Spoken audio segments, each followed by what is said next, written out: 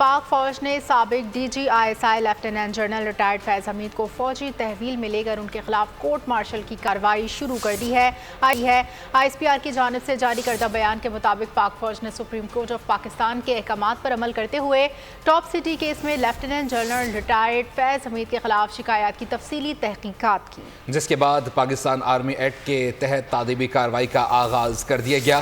فیض حمید پر retirement کے بعد متعدد مواقع پر پاکستان آرمی ایکٹ کی خلاف ورزی کے الزامات بھی ثابت ہوئے ہیں۔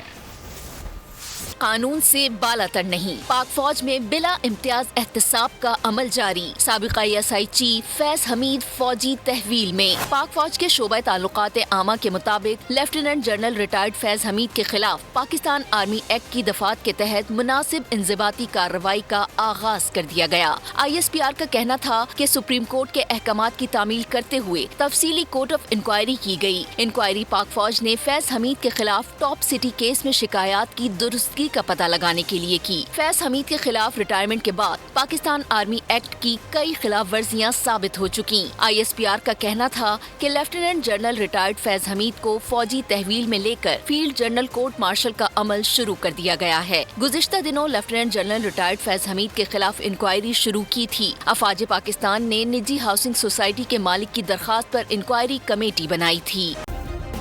سبسکرائب کریں اور بیل دبائیں تاکہ کوئی خبر رہ نہ جائے۔